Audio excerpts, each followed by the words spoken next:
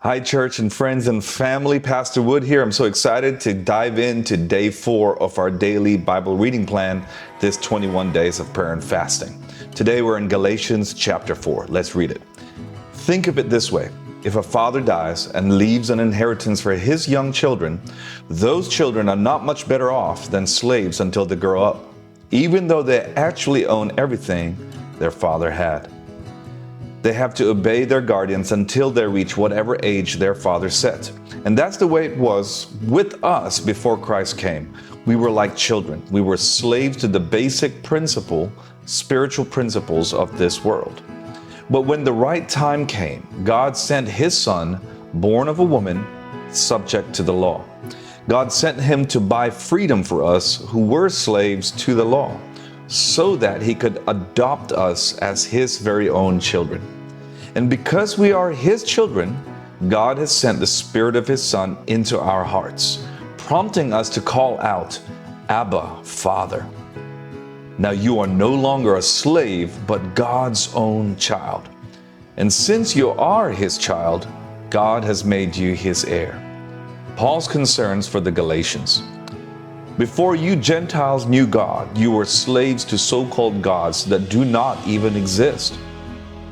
So now that you know God, or should I say now that God knows you, why do you want to go back again and become slaves once more to the weak and useless spiritual principles of this world?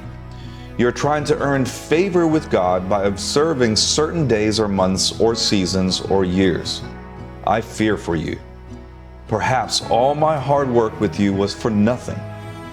Dear brothers and sisters, I plead with you to live as I do, in freedom from these things, for I have become like you, Gentiles, free from those laws. You did not mistreat me when I first preached to you. Surely you remember that I was sick when I first brought you the good news. But even though my condition tempted you to reject me, you did not despise me or turn me away. No, you took me in and cared for me as though I were an angel from God or even Christ Jesus himself. Where is that joyful and grateful spirit that you felt then? I'm sure you would have taken out your own eyes and given them to me if it had been possible. Have I now become your enemy because I am telling you the truth? Those false teachers are so eager to win your favor, but their intentions are not good. They're trying to shut you off from me so that you will pay attention only to them. If someone is eager to do good things for you, that's all right, but let them do it all the time, not just when I'm with you. Oh, my dear children, I feel as if I'm going through labor pains for you again, and they will continue until Christ is fully developed in your lives. I wish I were with you right now so I could change my tone, but at this distance, I don't know how else to help you. Abraham's 2 children.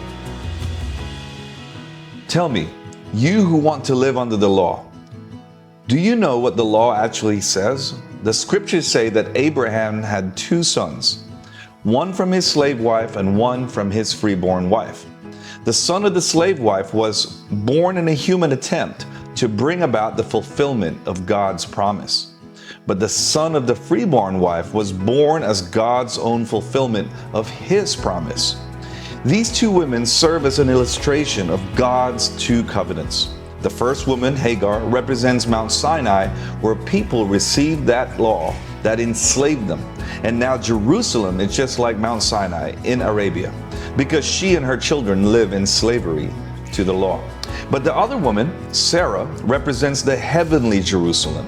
She is the free woman, and she is our mother. As Isaiah said, "Rejoice, O childless woman, you who have never given birth.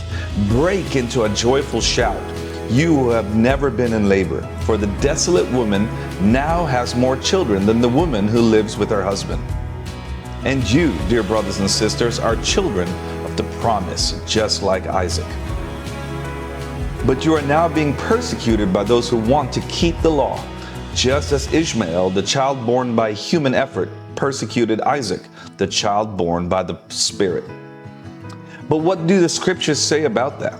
Get rid of the slave and her son, for the son of the slave woman will not share in the inheritance with the free woman's son. So, dear brothers and sisters, we are not children of the slave woman. We are children of the free woman.